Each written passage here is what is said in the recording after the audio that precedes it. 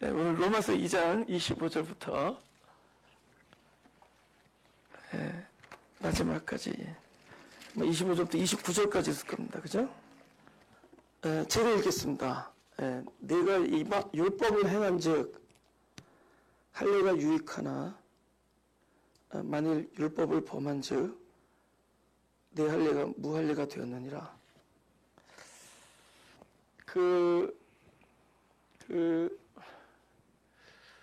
율법이라는 것 자체가 우리의 의지를 무력화시키는 거거든요. 율법은. 그러니까 행한다라는 건 의지예요. 우리가 뭘 하나님 말씀을 듣고 순종해야겠구나. 순종하자. 하나님을 기쁘게 해드리자. 라고 따르려고 하는 어떤 의지를 율법이 왜 등장했느냐? 무력화시키기 위해서 등장한 겁니다. 그러니까 벌써 율법을 행한다라는 자체가 모순이 돼요. 율법은 행할 수 없게 하기 위해서 율법이 등장한다. 그러니까 행하려는 모든 의지를 무력화시키기 위해서 율법이 등장하는데 율법을 행한다라는 이 자체가 하나님의 입장에서는 불가합니다. 허락하는 게 아니에요. 그렇죠? 그러니까 철저히 율법을 통해서 우리 의지를 무력화시키고 무력화시킨다는 건 죽었다는 거예요. 우리의 의지가 죽었다는 겁니다. 그죠? 그러니까 그 율법의 등장은 우리를 무엇을 해야 된다 아니면 하자라는 우리의 그 행함에 대한 우리의 의지의 부분을 율법이 완전히 이렇게 무력화시키고, 그죠? 죽음에 이르게 하고 그 자리에서 주체를 바꾸는 거예요. 이 일을 이루는 분은 데살로니가전서 5장 24절처럼 부르시니가 이루시리라. 너희를 부르시는 미쁘시니 그가 또한 이루시리라. 그래서 하나님 나라의 일은 하나님 스스로가 성취하게, 그러니까 우리가 성취하려고 하는 우리들의 그 입장을 그냥 무력화시키는 겁니다. 그죠? 그게 율법의 등장이에요. 그게. 그죠? 율법. 그러니까 율법은 행함에 있지 않아요. 그럼 뭐냐? 일이 어떻게 가능해지죠? 일이 가능할 수 있는 방법은 뭐예요? 율법은 행함에 있지 않냐고 바로 뒷구절에 있습니다. 어디에 있다고요? 뒷구절. 율법 어디에 있어요?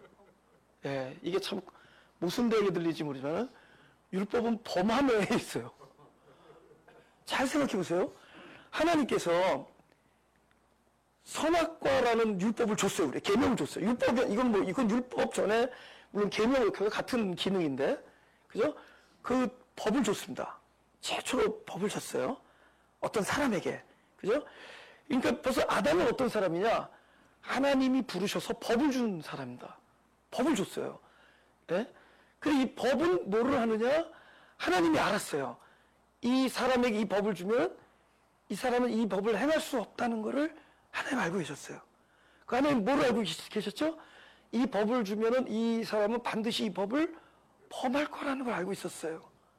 근데 하나님 주셨단 말이에요. 그럼 벌써 하나님의 의도를 우리가 솔직하게 얘기하자고. 하나님의 의도는 어디에서 꽃이 피어나느냐? 어디서 성사가 되느냐? 하나님의 의도처럼, 하나님이 알고 계신 것처럼 율법이 우리 손에 쥐어졌을 때, 아니면 계명이 우리 손에 쥐어졌을 때 그것이 우리들의 행함에서 이루어지지 아니하고 우리들이 행하려 하면 할수록 오히려 그것이 범하는 결과를 낳게 되는 일이 될 때만이 하나님이 아신 것처럼, 그래야지만 하나님의 전체적인 목적이 완성이 되는 거예요. 그렇죠? 괜히 또 말이 율법을 범하라고 그런다 그게 아니라 범하라 그러지 않아도 범하게 되어 있어요. 알았으니까 하나님도 알았어요. 그러면 율법은 언제 효과가 이렇게 나타나느냐? 범했을 때 효과가 나는 거야. 율법에 의의 옷을 입고 있는 한 효과가 없어요. 그 뭐죠? 겉옷을 입고 있는 한, 겉옷이 벗겨질 때야 무엇을 알 수 있다 그랬죠? 내가 속옷을 안 입고 있다는 것을 그제서야 하는 거예요. 내가 속옷을 안 입었어요. 뭐냐면 존재가 의롭지 못한데 속옷을 입었다는 건 내 존재 자체가 의롭다는 거예요. 그러니까 마음이 의롭다는 겁니다. 마음이 초월하. 그런데 율법을 지키고 있는 한 아니면 계명을 지키고 있는 한 무엇을 입고 있느냐? 계명의 완전한 옷을 입고 있어요. 그러니까 소위 말하는 우리의 율법으로 완전한 옷을 입게 되는 거예요. 옷. 그게 겉옷입니다.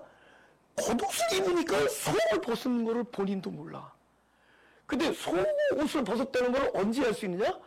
겉옷이 벗겨질 때 알죠. 겉옷은 율법을 계속 지키에 나가고 있는 한 벗겨지지가 않아요. 뭐겠어요? 아담과 하와가 선악과를 안 먹고 있는 이상 겉옷을 계속 입고 있는 거예요. 자기 속옷이 벗겨진 걸 모르고 있는 겁니다.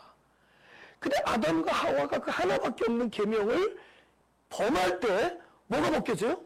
겉옷이 벗겨지는 거예요. 이 율법으로부터 완전하다라는 그 옷이 벗겨지는 순간 뭐가 봐요? 아, 내가 속옷을 안 입고 있구나. 내가 존재 자체가 무력한 사람이고 연약한 사람이구나. 그걸 깨닫게 돼요. 이 과정을 뭐라고요?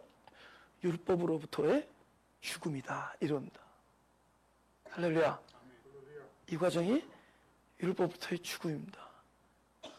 그것이 하나님께서 네가 이것을 먹는 날에는 죽느니라의 그 죽음의 의미입니다.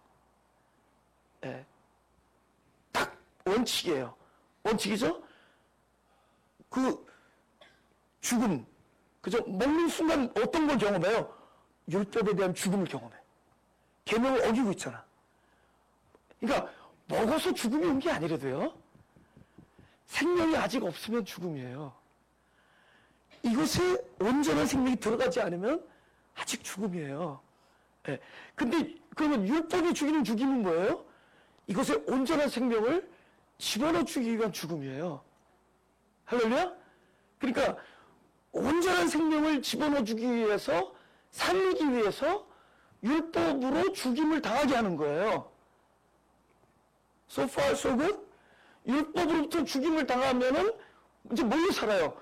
그리스도로 살아나요. 그러니까 하나님은 율법으로 우리를 죽이고 그리스도로 살려내려는 거예요. 그럼 뭐죠? 선악과와 생명나무가 일직선상에 같이 따라 나가는 거죠. 따로 있는 게 아니라 선악과로 나의 율법으로부터의 죽음, 뭘 경험하게 하죠? 선악과를 통해서 뭘 경험해요? 겉옷을 벗게 하는 거예요. 아, 내가 온전한 생명이 필요한 자구나. 내가 구원이 필요한 자구나. 나는 아직 완전한 생명의 단계가 아니구나. 나는 죽음이구나. 그쵸? 그러니까 선악과는 뭐 어떤 역할을 하죠?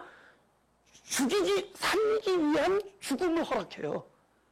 여러분, 선악과는 나쁘고 생명은 좋고 이런 이론적으로 생각하는데 하나님께서 선악과와 창세기 1장, 2장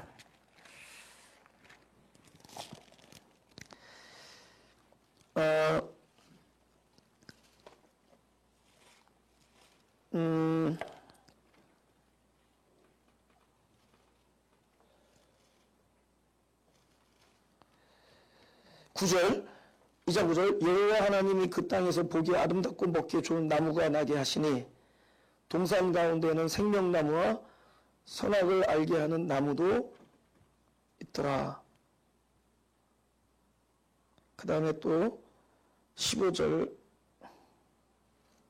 17절 여호와 하나님이 그 사람에게 명하여 가라사대 각종 나무의 실과는 내가 임의로 먹되 선악을 알게 하는 나무의 실과는 먹지 말라. 내가 먹는 날에는 정령 죽으리라 하시리라.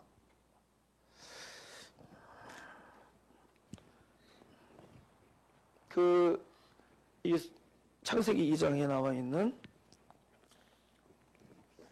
생명을 주는 나무, 그죠? 생명나무와 선악을 알게 하는 나무가 둘 다 있어요, 그죠?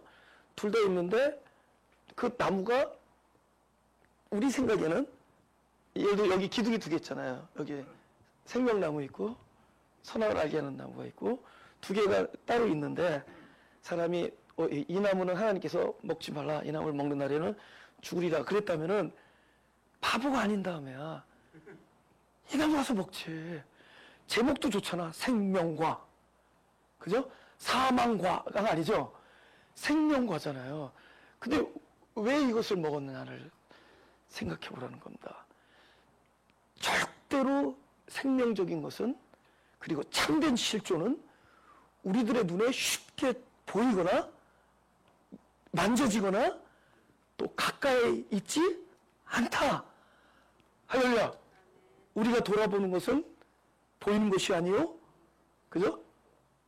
보이지 않는, 아니, 우리가 돌아보는 것은 보이는 것이 아니요 보이지 않는 것이니, 보이는 것은 잠깐이요 보이지 않는 것은 영원함이라 하면서, 생명나무는 절대로 그들의 눈에 보이거나 만져지는 곳에 있지 않고 어딘가에 숨어 있어요. 근데 어딘가에 숨어 있다고 할 때 어디에 있겠나 생각해 보세요. 오케이, 맞아요. 선악과를 거쳐야지만이 생명이 등장해. 선악과를 통해서 내 죽음이 드러나기 전에는 절대로 생명을 취하지 않는다는 거예요. 예? 지금 바울이 지금 한일 문제를 가지고 막 싸우는 거예요.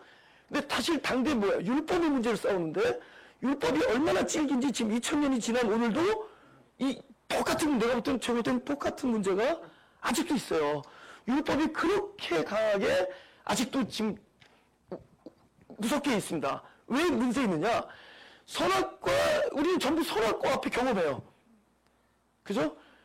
근데 선악과에서 경험하고 어떻게 되냐면, 여기서 내가 죽고, 율법에 대해 내가 죽고, 그곳에서 생명나무가 내 안에서 생명으로 살아나는 게 하나님만의 순서인데, 선악과를 먹고 다시 죽지 않고 다시 집에 가서 다시 힘내서 또 선악과를 따.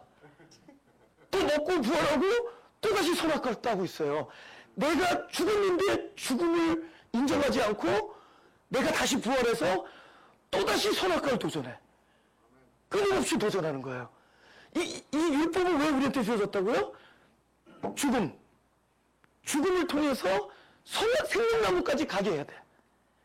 생명나무가 딱 찾아오는 지점에까지 그러니까 그 자리에서 있어야 되는데, 어떻게 살아남는지 또 기어와가지고 다시 시작해.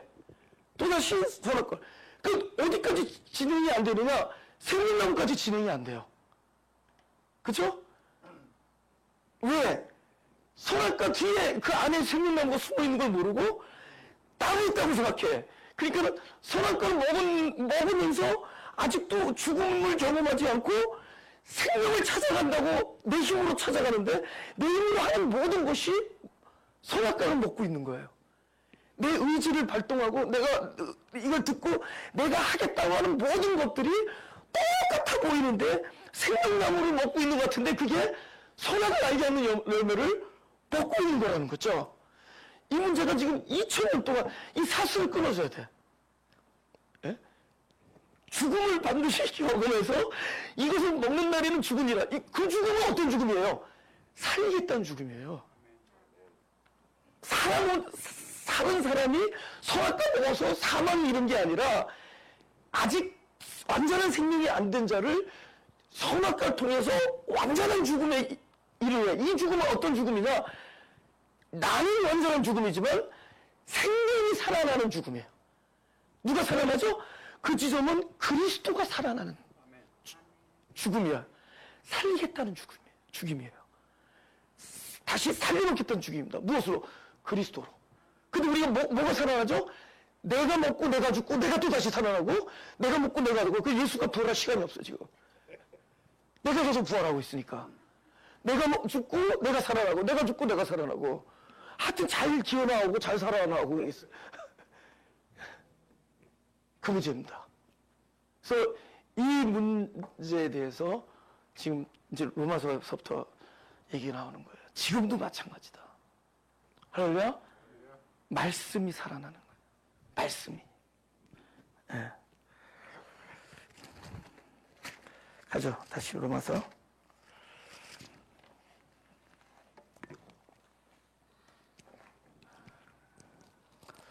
26절. 그런즉 무할례자가 율법의 제도를 지키면 그 무할례를 할례와 같이 여길 것이 아니냐. 또한 본래 무할례자가 율법을 완전히 지키면 불가능하죠? 예. 그러니까 이거는 예를 든 거지 그 자체가 성립이 안 된 얘기입니다. 의문과 할례를 가지고 율법을 범하는 너를 판단치 아니하겠느냐. 율법과 할례를 가지고 율법을 범한다. 지금 율법을 가지고 율법을 범하게 되어 있으니까.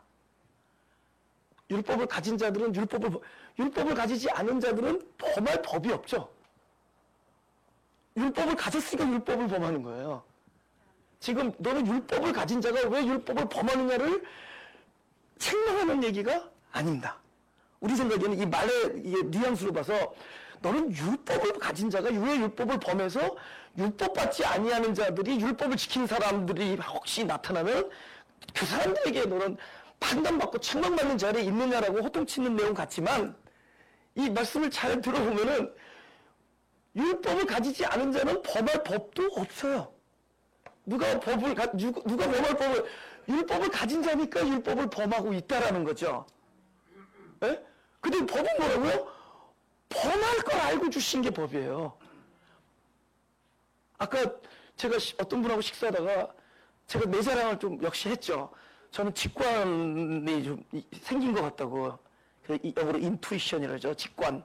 그래서 딱 얘기했더니 어떻게 직관이 생긴 것 같냐. 그래서 직관인 줄 알았는데 여러 번 실패하면 그게 지금은 이제 그러니까 이게 내 직관인 줄 알았는데 여러 번 실패하면 100번 정도 실패하다 보면은 조금 직관이 생긴다고. 무슨지 아세요? 이 직관 어떻게 얻어냈어요? 여러 번 직관인 줄 알았더니 실패하다가 직관이 생기는 거예요. 그러니까 믿는 도끼 발등을 계속 찍히다 보면은 나중에 되게 조심해요. 무슨지 알죠? 그래서 나는 이거 맞다. 이건 참 이게 내 직관에 이게 맞다 하고 나서 그 계속 실패하다 보면은 나중에 조금 생긴다는 거죠. 도무지 실패하지 않고 얻어내는 것은 영원하지 않아요. 이 그리스도의 율법은 무엇은 실패해야 되느냐? 율법은 그리스도만이 완성할 수 있다는 걸 알할 때까지 실패하게 만듭니다. 이것은 내가 지킬 수 없고 그분만이 지킬 수 있다는 것을 알게 될 때까지 우리를 계속 범하게 할 겁니다. 그럼 그 다음에 누가 지키겠어요? 나는 도저히 율법을 지킬 자가 아니다라는 확실한 이 존재에서 깨달음이 오면은 그때부터는 그게 죽음이죠. 그죠? 그때부터는 그 율법을 지키는 주체가 내가 아니라 그리스도로 전환될 겁니다.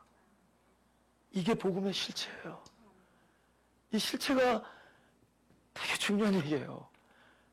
어떤 사람 나보고 죄에 대해서 좀 설교 좀 하래요. 죄. 그래서 내가 죄는 설교할 대상이 아니다. 내가 볼 때 진짜 큰 죄가 뭔지 아세요? 생명나무까지만 가고 죽지 않고 살아남는 게 죄예요.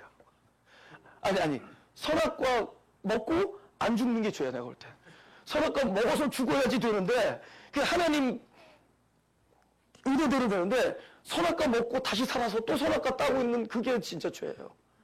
무슨 딴 죄를 가리키겠어요? 그죠? 우리는 숨 쉬는 것 자체가 죄예요. 그래서 우리는 다른 생명으로 살아야 돼요. 우리는 머리서부터 발끝까지 전부 우리는 죄입니다. 우리는 범하고 있어요. 우리는 생각도 범하고 있고 마음도 다 범하고 있습니다. 이것이 죽을 때 그곳에서 한 생명이 내 생명이 아니라 그리스도 생명으로 태어나는 거예요. 할렐루야? 근데 선악과 먹었는데 안 죽는 게 문제예요. 새 생명이 태어나지 않는 게 문제라는 거죠. 그 뜻을 아시겠어요? 선악과를 먹어서 없었던 죽음이 이 세상에 들어온 게 아니에요. 선악과를 먹는다라는 것 자체가 우리를 죽이는 겁니다. 뭘 죽여요? 율법에 대해서 죽이는 거예요. 선악과를 먹는다는 건 율법을 범하고 있는 거거든요. 그래서 율법에 대한 죽음을 경험하게 하는 겁니다. 그것은 그때부터는 내가 사는 것이 아니요 그리스도가 내 안에 사는 것이라가 되는 거죠. 그렇죠? 그렇게 해서 그리스도가 내 안에서 사는 과정, 이게 이제부터 중요합니다. 여러분 옛날에 할례라는 의식이 있었어요. 예식이. 그 의식을 통해서 외적인 할례를 통해서 그 사람들은 나는 할례 받은 백성이니까 나는 하나님께 속해 있다라고 여겼어요. 근데 어느 날 에레미야를 통해서 그게 아니다. 할례를 했다고 하나님에 속한 게 아니다라고 하면서 4장 4절을 한번 펴보자는 거죠. 에레미야 4장 4절. 제가 읽겠습니다. 유다인과 예루살렘 거민들아, 너희는 스스로 할례를 행하여 너희 마음 가죽을 베고 나 여호와께 속하라. 그렇지 아니하면 너희 행악을 인하여 나의 분노가 불같이 발하여 사르리니 그것을 끌 자가 없으리라. 오케이. 하나님께 속하지 않으면은 그 사람의 행악을 인하여 다 진노가 임하게 되어 있습니다. 그죠? 근데 하나님께 속한 자는 그 사람의 행위로 판단되어지지 않고 하나님의 계획과 하나님의 부르심과 긍휼하심과 은혜 안에서 살게 돼요. 그죠? 하나님께 속하지 않은 백성은 너의 행악으로 인하여 결과가 온다. 근데 우리 행악은 항상 하나님의 진노가 따르게 돼 있어요. 근데 하나님께 속해버리면 그때부터 무엇이냐? 우리들의 행위에 있지 않냐고 하나님으로부터 나오는 자비와 긍휼과 은혜와 사랑 안에서 하나님께서 우리를 인도하신다. 할렐루야? 근데 어떻게 속하는 거냐? 할례라는 예식을 해서 하나님께 속하는 것이 아니라 너희 마음 가죽이 베어지면 하나님께 속한다. 뭐 이런 얘기, 이게 뭔가? 마음 가죽이 베어진다. 이게 뭔가? 베긴 베는 거야. 이게 자르다라는 뜻이 있거든요. 끝을 자르다. 그런 뜻이에요. 그죠? 그 헬라어 보면 끝을 자르다. 아까 무할례자, 이건 도로 덮다 그 뜻이에요.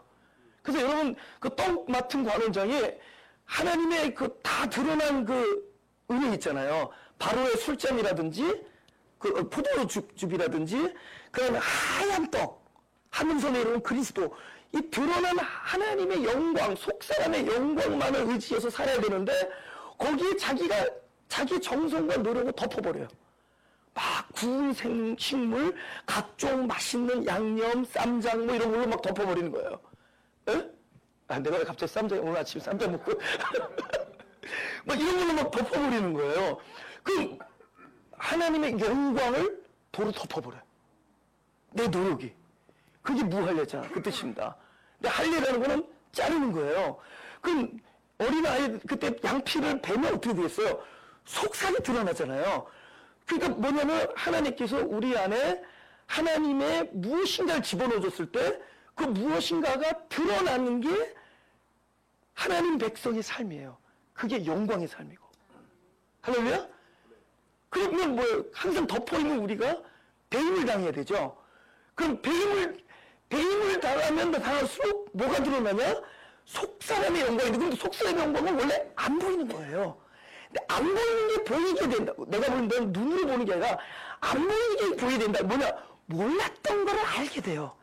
여러분, 우리가 살다 보면 전에는 이게 바깥에 나타나는 현상을 가지고 살았어요. 아, 이럴 땐 이렇게 되고 이렇게. 근데 어느 날 살다 보니까 현상보다 이 현상을 만들어내는 무엇인가 있다라는 생각이 안 들어요? 저는 목회하다 보니까 너무나 여러 가지 케이스를 많이 당합니다. 너무 막 있을 수 없는 막 사건 같은 이야기를 듣고, 그죠? 너무나 많은 일들. 근데 그때는 당장에는 뭐만 보느냐? 바깥에 보이는 그 현상만 보게 돼요. 참, 근데 언젠가 보니까, 아, 이게 그냥 일어난 게 아니라 어떤 실제 뭐가 있구나. 보이지 않는, 우리가 그것을 섭리라 그래요.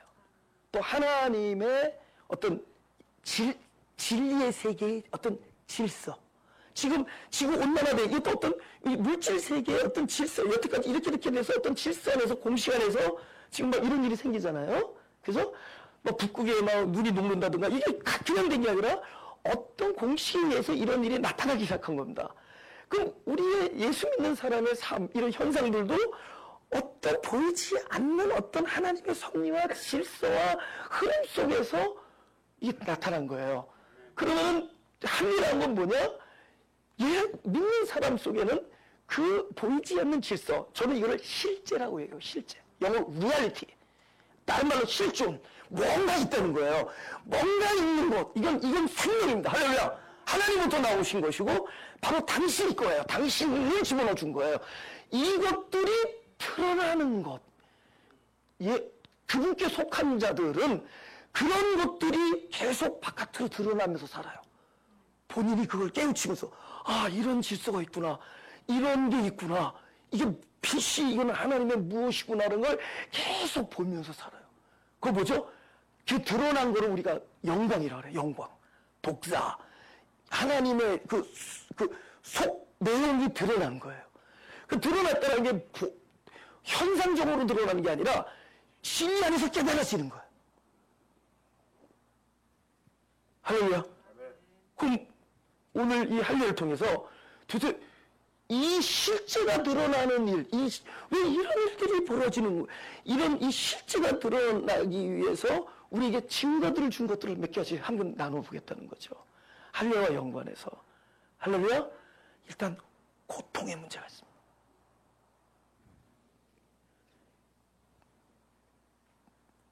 안 보여, 고통이 처음에는. 이게 살을 베면 아프죠. 마음 가죽을 베는, 자기도 모르는 사이에 내 마음 가죽이 베어지고 있다고 생각해 보세요. 그럼 어느 부분에서 아파요? 마음의 부분. 우리가 느낀 느낌과 마음이 또 다른 거예요. 우리가 말할 때 아, 느낌이 아프다, 이런 게 아니라 우리 존재 안에서 나의 어떤 속 존재의 어떤 마음 가죽이 베어지는 일들이 생기는 거예요. 할렐루야. 이게 베어지면 베어지는 만큼 뭐가 드러나요? 더 큰 속사람의 실제가 드러날 거 아니에요. 그래서 깨달으면 고통이 따르는 거예요.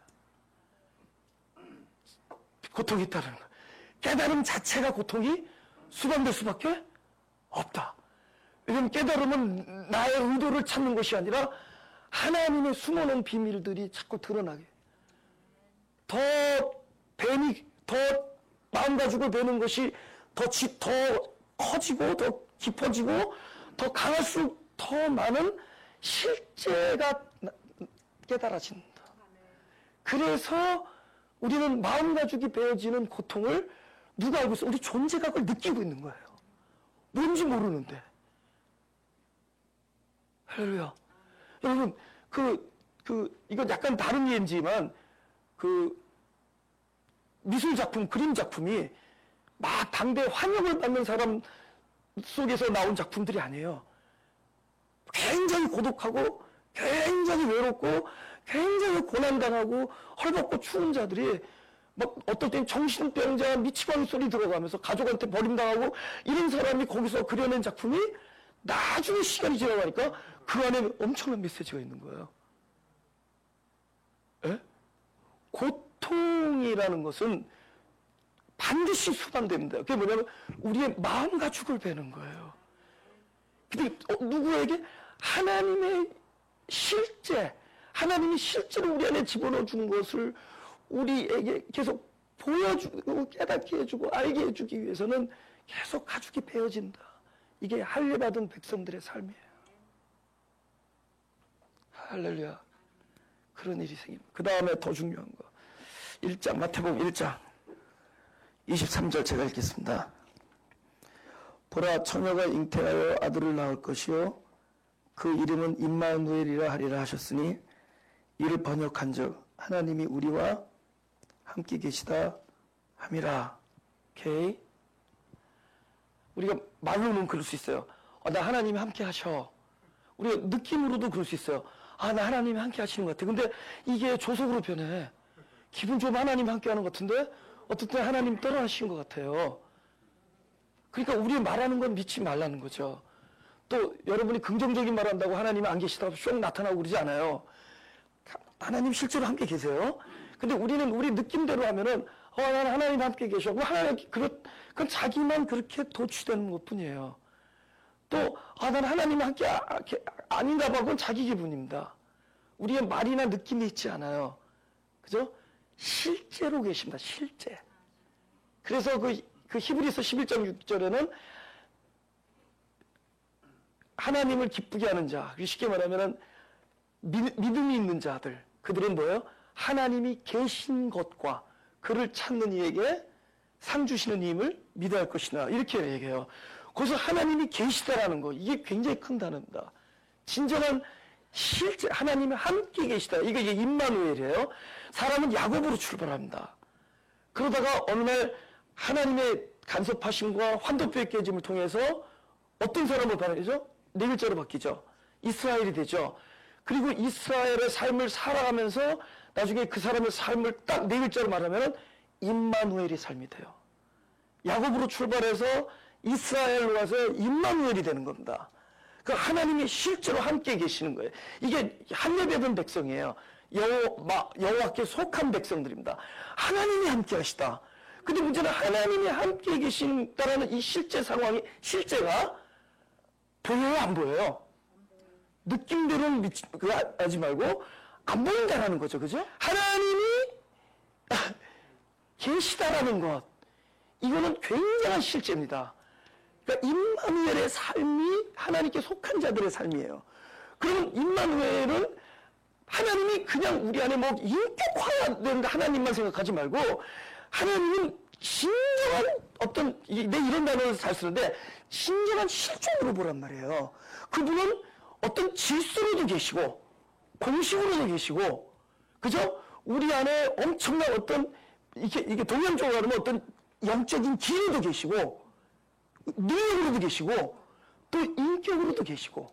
근데 너무 지금 인격이 하나님만 생각하니까 그 진정한 실제 하나님, 존재하시는 하나님, 그리스도가 엠마오 제자들과 있다가 그들이 예수인지 알아보니까 다 없었어요. 없어진 게 아니야. 진짜 존재 상태로 들어가신 거예요. 더 이상 안 보여도 존재하시는 그리스도. 할렐루야? 그러니까 하나님이 계시다는 이 임마누엘의 삶이에요. 근데 임마누엘의 삶은 어떻게 할 수 있냐는 거예요. 내가 임마누엘이라는 것은. 보세요. 만약에 실제로 결혼한 남자와 여자가 같이 살고 있는데 아기를 가졌다. 그럼 당연하죠. 당연하죠. 그죠? 실제로 결혼해서 부인인 부부가, 그런데 이 사람은 혼자 있는데 처녀가 임신하여 배가 불러 애를 낳았어요. 그럼 거긴 뭐가 숨어 있는 거예요? 안 보이는 욕이 있던가? 안 보이는 뭐가 있는 거예요. 근데 안 보이는 이게 누구냐?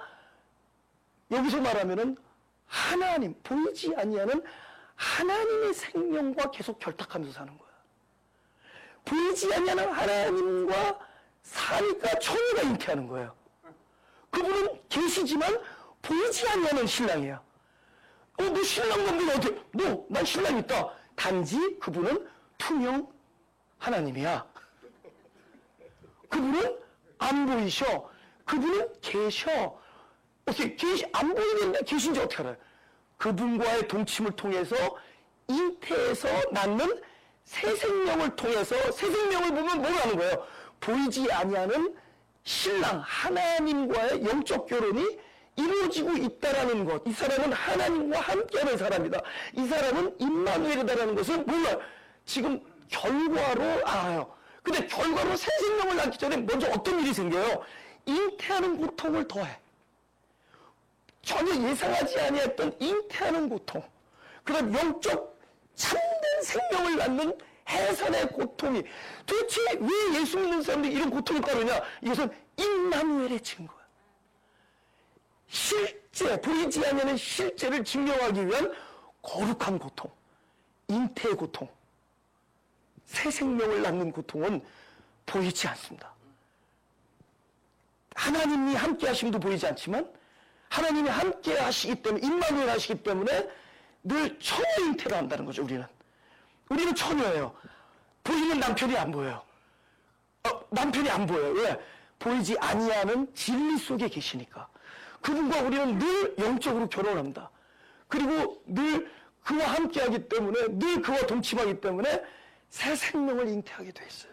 근데 새 생명을 잉태하기 위해서는 우리는 그 오랜 동안에 잉태와 해산의 고통과 수고를 가지고 사는 사람들이에요. 그럼 이 고통 안에는 뭐죠? 마음 가죽이 베어지는 고통 플러스 새 생명을 낳는 고통이 우리한테 따라온다는 겁니다. 할렐루야. 여러분, 나의 고통 안에서 임마누엘을 찾을 수 있다면 놀란 거죠? 네. 그 다음에 로마서 8장 16절 드리겠습니다. 성령이 친히 우리 영으로 더불어 우리가 하나님의 자녀인 것을 증거하시나니 자녀임은 또한 후사 곧 하나님의 후사요 그리스도와 함께한 후사니 우리가 그와 함께 영광을 받기 위하여 뭐라고요? 고난도 함께 받을 것이다. 여러분 그리스도와 우리가 따로 떨어져 있는 형제가 아니라 하나가 됨으로 자녀가 되는 겁니다. 그리스도와 내가 하나가 됨으로 자녀. 그래서 모든 것을 함께 하는 거예요. 할렐루야? 근데 여기서 나오는 건 함께 받는 고난은 뭐예요? 그리스도는 무슨 일을 해요? 항상 자기의 속사를 자기의 진정한 그 살아계심을 우리 안에서 드러내는 게 그리스도의 일입니다. 뭐가 있어야 돼요?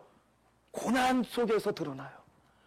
우리 모습이 그대로 있는 이상 하나님이 살아계심, 그리스도가 내 안에 나와 하나가 됐다는 것이 드러나지 않아요. 그 드러나기 위해서 우리는 늘 우리의 형태가 썩고 사라지고 배임을 당하고 깨어지고 부서져야 돼요. 그대로 있으면은 안의 것이 드러나지 않습니다.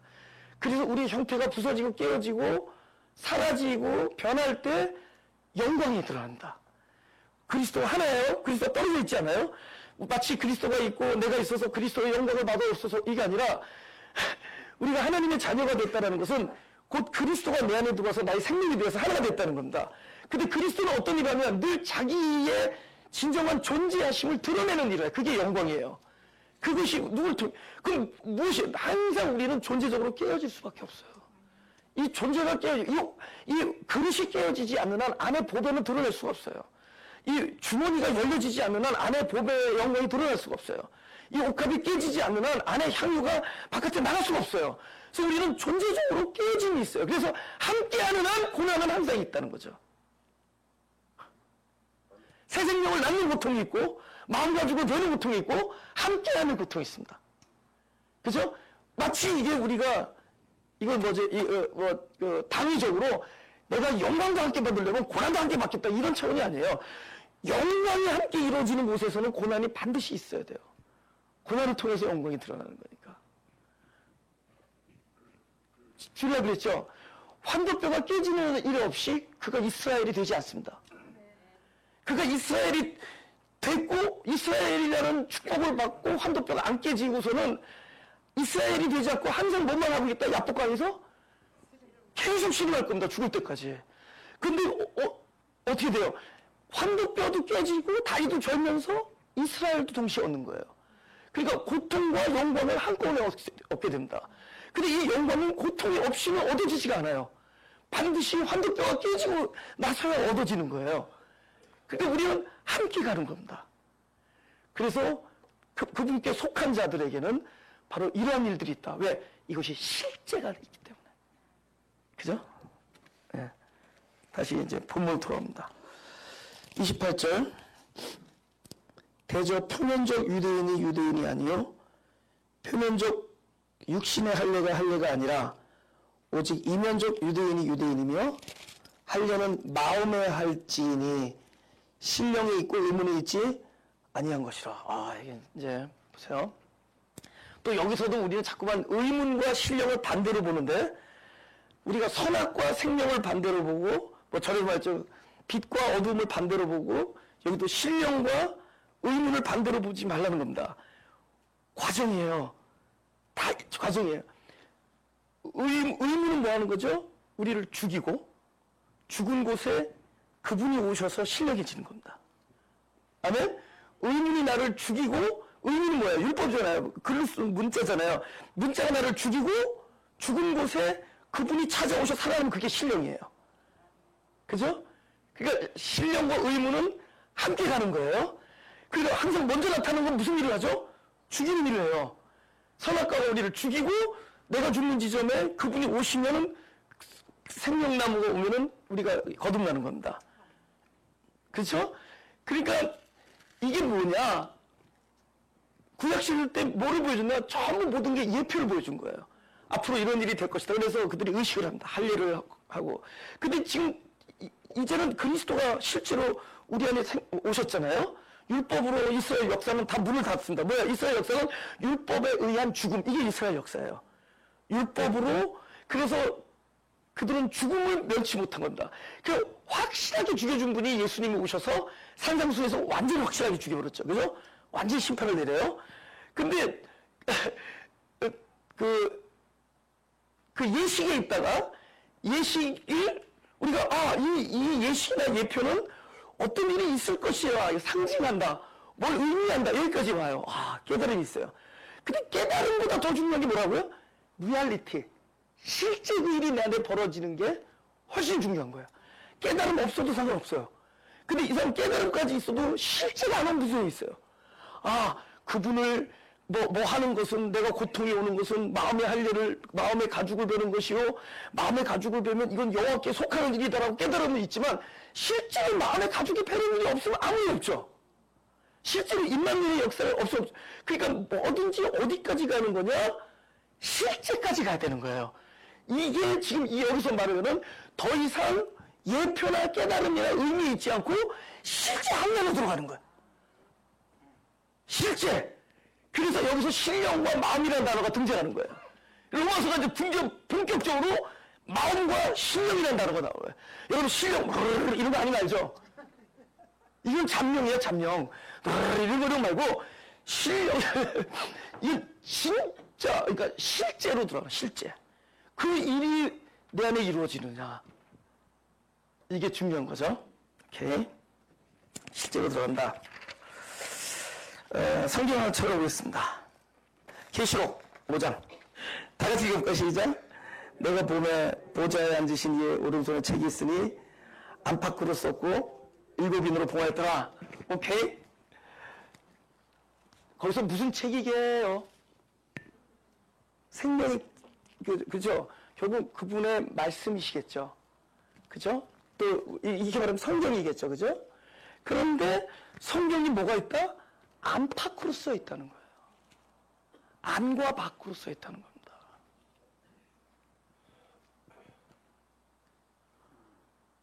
바깥에 써 있는 거로만 안 돼요.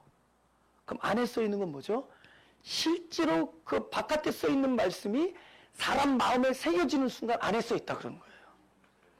그러니까 여기 써 있는 게 아니라 이 말씀이 하나님의 백성 안에 실제가 될 때 안에 써 있는 겁니다. 아시죠? 이거는 우리가 이 말씀의 뜻이 무엇이다, 거기까지만 가는 게 아니라 실제가 되는 거예요. 그런데 옛날에는 성경이 이렇게 두루마리로 이렇게 돼 있었다고요? 근데 그거를 펴야 될 거 아니에요? 근데 필 사람이 없었다는 거예요. 여기서 보면은, 읽어볼까요? 제가 계시록 읽어볼게요. 2절부터 또 봄에 힘있는 천사가 큰 음성으로 외치길 누가 책을 펴며 그 인을 떼기에 합당하냐. 인이라는 게 뭐예요? 이렇게 두루마리가 돼 있으면은,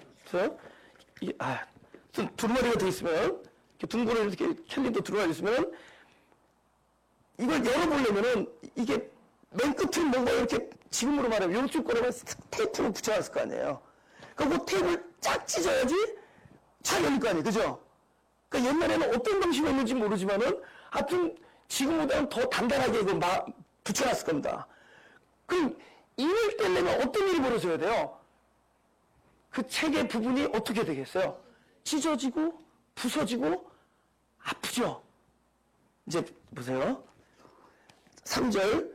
하늘 위에나 땅 위에나 땅 아래 능히 책을 펴거나 보거나 할 리가 없더라. 이 책을 펴거나 보거나 하기 합당한 자가 보이지 않기로 내가 크게 울었더니 장로 중에 하나가 내게 말하되 울지 말라. 유다 지파의 사자 다윗의 뿌리가 이겼으니 이 책과 그 일곱인을 떼시리라 하시더라. 찢어져야지 떼시죠. 바깥이 찢어져야지 안에 게 열리죠. 그래서 십자가에서 살과 피를 다, 십자가에서 피와 물을 다 쏟으신 겁니다. 이를 떼시는 거예요. 그리스도가 이를 떼시는 겁니다. 그래서 바깥에 있는 말씀이 어디로 되는 이제는 우리 안에 나에게 실제가 되게 해주는 거예요. 할렐루야. 이게 신령이에요. 이게 신령이에요. 그래서 요한복음 4장 다 같이 시작. 24절 다 같이 시작. 하나님은 영이시니 예배하는 자가 신령과 진정으로 예배할지니라. 이제는 우리의 깨달음에 있지 않습니다. 이 뜻이 무엇이냐를 깨닫는 데 있지 않고 그 일이 안과 바깥의 말씀이 내 안에 실제가 되는 것이 예배예요. 할렐루야. 그러면 할례가 뭐다? 더 이상 바깥에 있거나 깨달음이 있지 않냐고 실제 할례가 되는 것이 그것이 이면적 할례요, 이면적 유대인이다. 할렐루야. 더 이상 뭐 중동 땅에 뭐 이스라엘 뭐 회복한다 이런 얘기 하지 말라고요. 표면적 유대인이 아니요. 표면적 할례가 아니요. 이면적 유대인이요. 이면적 할례니 뭐라고요? 더 이상 의문이 있지 아니하고 신령에 있느니라 그런 거예요. 신령. 그래서 그 신령 뭐죠? 아까 계시록에 봤듯이 하나님의 책을 했는데 바깥의 말씀이죠. 바깥의 말씀이잖아요. 그죠? 바깥의 말씀이 실제로 내 안에 나와 완전한 연합이 이루어져서 내 안에 진짜로 존재하는 그분의 생명이 되는 것이 안의 겁니다. 그 안의 것이 이루어지기 위하여 다윗의 자손 이세 뿌리에서 나온 그리스도께서 자기의 살과 피를, 그죠? 당신의 그 십자가에서 이 갈빗대로, 아담의 갈빗대로 여자를 세우죠. 그죠? 바로 신부를 얻는 겁니다. 당신의 옆구리 창이 찔려서 그곳에서 그 갈빗대를 취하여 교회를, 저와 여러분한테 신부를 세우시고 저와 여러분과 하나가 되기 위하여 거기서 이를 찢는 고통을 십자가에서 이루시는 거예요. 다 이루었다. 그래서 이를 떼는 겁니다. 할렐루야. 그럼 어떤 일이 벌어지는 거예요? 하나님의 말씀이 더 이상 허공에 떠 있거나 아니면 돌에 서 있어서 내가 이를 지켜나가는데 애쓰거나 하는 데 있지 아니하고 이 말씀이 이제 내 안으로 들어와서 내 마음과 생각에 새겨지고 연합되어지고 말씀이 이제 그 일을 이루는 일이 생긴다는 것. 그것이 예배입니다. 할렐루야. 그래서 이 예배를 요한복음 24장에 4장에 이렇게 얘기하는 거예요. 20절에 이렇게 해요. 20절 우리 조상들은 이 산에서 예배하였는데 당신들의 말을 예배할 곳이 예루살렘에 있다 하더이다. 그때 예배가 뭐예요? 이 여기서 말한 예배는 실제 예배예요? 아니면 예표 예배예요? 예표죠. 이제 예배가 실제가 되어야 되죠. 그러니까 예수님께서 21절 예수께서 가라서 여자야 내 말을 믿으라. 이 산에서 말고 예루살렘에서도 말고 너희가 아버지께 뭐라고요? 예배할 때가 이르리라. 예배할 때 여깁니까 저깁니까 물어보는 그 예배를 이제는 진짜 실제 예배가 신령의 예배가 이루어지는 때를 얘기해요. 할렐루야. 그리고 때라는 것은 그분에게도 때가 있고 나에게도 때가 있을 거 아니에요. 그리고 그분의 때와 나의 때가 하나가 될 때 나타나는 현상이 있을 거 아니에요. 그죠? 그분의 때와 내 때가 하나가 될 때 이 일이 제대로 이루어진 게 뭐예요? 예배죠. 예배할 때가 이루니라. 그럼 그분의 때와 나의 때가 이루어져서 하나가 될 때 그럼 나타나는 현상이 있을 거 아니에요. 어떤 현상이 일어나냐. 오케이?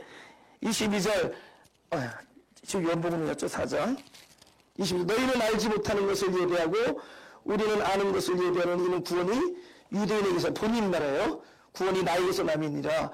23절 아버지께 참으로 예배하는 자들은 신령과 진정으로 예배할 때가 오나니 곧 언제나? 이때라. 지금 이때 놓치면 저때 가서도 안 되는 거 아시죠? 이때 저때 이때를 놓치면 저때 가서도 소용없어요. 이때라. 다 같이 시작. 아버지께서는 이렇게 자기의 예배하는 자를 찾으시니라 하면서 24절 하나님의 영이시니 예배하는 자가 신령과 진정으로 예배할지니라. 오케이. 지금 로마서에서 할례를 얘기하죠. 할례는 구원받은 백성에 일어나는 일들이죠.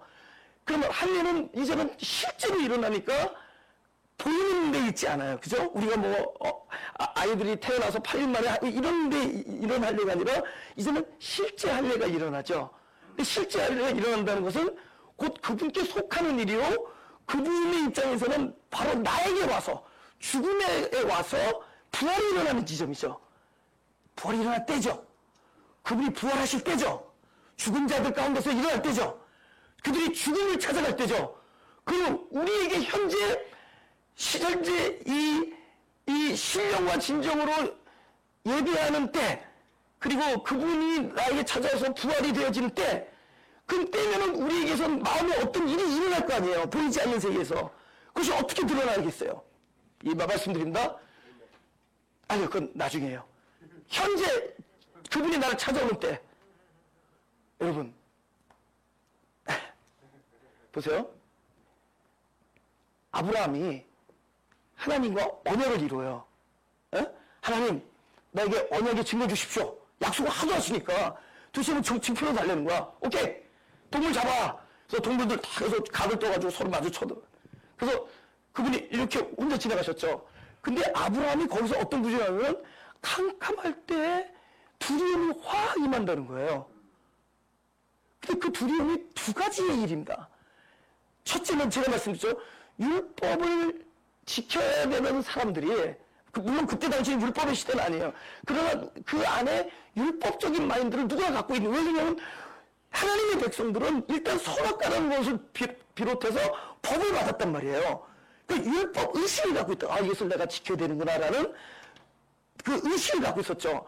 하나님께서 많은 약속을 하심에도 불구하고 이 약속의 주체가 하나님께 있지 않냐고 본인에게 있다는 의식을 누구나 가지고 있다는 거예요. 율법의식. 그러니까 그분이 주는 약속이 크면 클수록 내가 이것을 지키려내는데 얼마나 내가 합당하느냐에 대한 율법적 두려움이 온다는 거죠.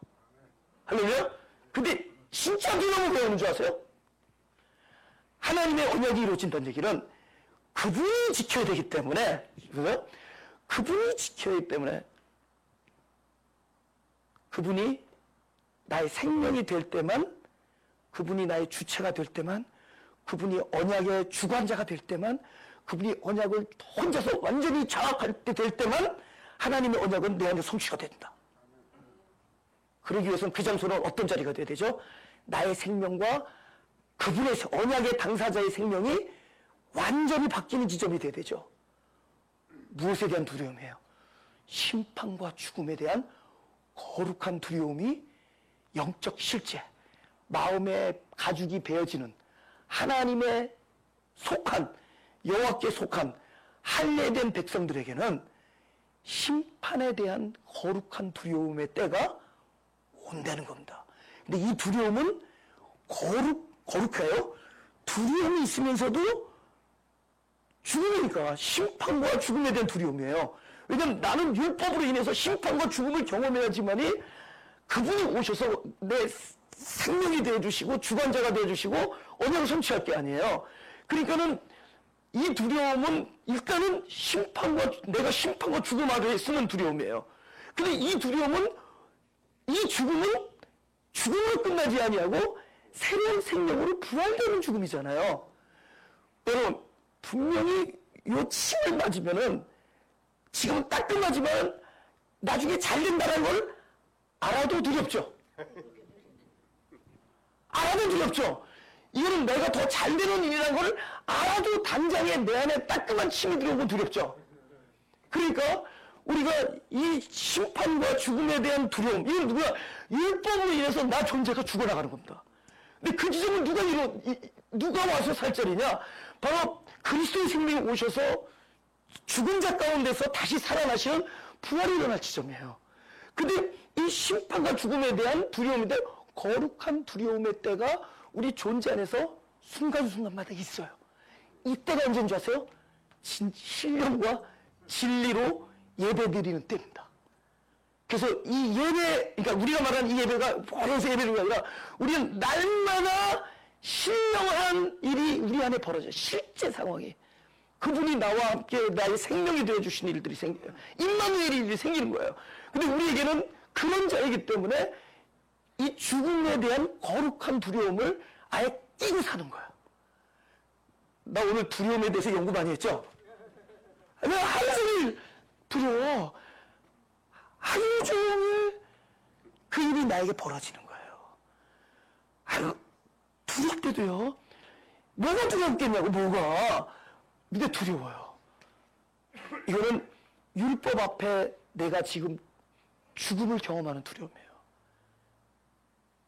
이 거룩한 두려움.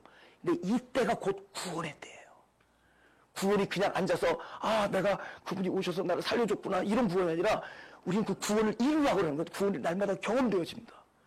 이건 우리 존재 안에서 이 거룩한 두려움을 가지고 사는 사람들입니다. 제가 지금 뭘 얘기하는 거예요? 보이지 않는 질서를, 보이지 않는 어떤 체계를, 보이지 않는 어떤 포뮬라를 지금 제 입술로 설명하는 거예요. 예수님께서 요한복음 3장에 이렇게 얘기합니다. 건방지게 들릴지 모르지만은 뭐라고 해요? 3장에 이렇게 얘기해요. 11절에 진실로 진실로 내게 이르니 우리 아는 것을 말하고 본 것을 증거하니라 하래요. 근데 이분이 안다라는 것은 영적 세계의 진리를 이 입술로 표현한다는 거예요. 그러니까 하늘의 일과 땅의 일이에요. 근데 하늘의 일을 땅의 일로 하려니까 근데 네가 여기 뭐더라? 내가 땅의 일을 말하여도 너희가 믿지 않으면 하물며 하늘 일을 말하면 어떻게 믿겠는데 지금 보이지 않는 세계의 질서를 이야기하는 겁니다. 그래서 우리들 안에 일어나고 있어요. 할례를 받은 백성들 안에 이 일이 일어나고 있다는 겁니다. 거룩한 두려움, 심판에 대한 두려움. 그러나 이 심판에 대한 두려움은 이미 선악과에서 경험했던 부끄러움을 자아낸 두려움입니다. 이 부끄러움은 나중에 뭐로 전환됐어요? 하나님께서 찾아오셔서 가죽 옷을 입혀주는 일로 바뀝니다. 그러니까 이 두려움의 때, 이때가 오히려 구원의 때예요. 할렐루야? 어떤 실제가 벌어지고 있는 거예요. 이 두려움의 때가 오히려 어떤 구원의 때냐? 결국은 율법으로 심판당한 자에게, 그 죽음을 당한 자에게 그분이 오셔서 말씀이 육신이 되는 사건이에요. 말씀이 살아나는 사건이에요. 곧 그분이 오셔서 신령과 진정으로 예배하는 때가 이루어지는 겁니다.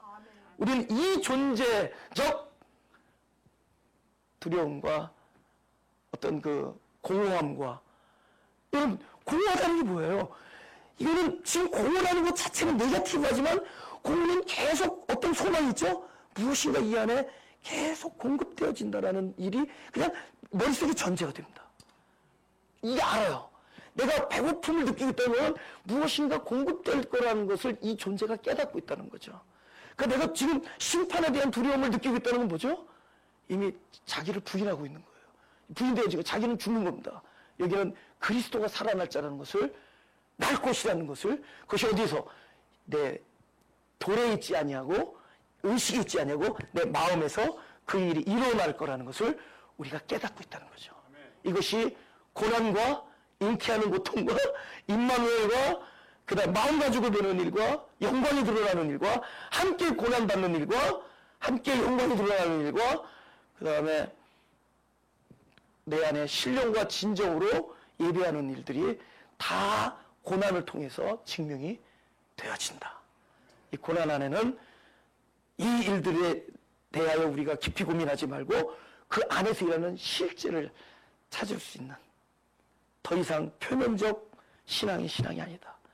이면적 신앙. 이 의식적도 아니고 의미를 깨닫는 것도 아니고 그 일이 내 안에서 실제로 일어나는 진정한 신령과 신령한 할례가 우리 존재 안에서 일어나는 귀한 일이 되고 있다는 것을 감사할 수 있기 바랍니다. 우리에게 일어나는 모든 일을 통하여, 또 내 안에서 일어나는 모든 일을 통하여, 우리 가족에게 일어나는 모든 일을 통하여, 내가 하루하루 살아가는 일 속에서 겪는 경험을 통하여 하나님이 나와 함께 하심을 아는 일이 되게 하여 주옵소서. 내가 임마누엘의 하나님을 경험하고 있다는 것을 아는 일이 되게 하여 주옵소서.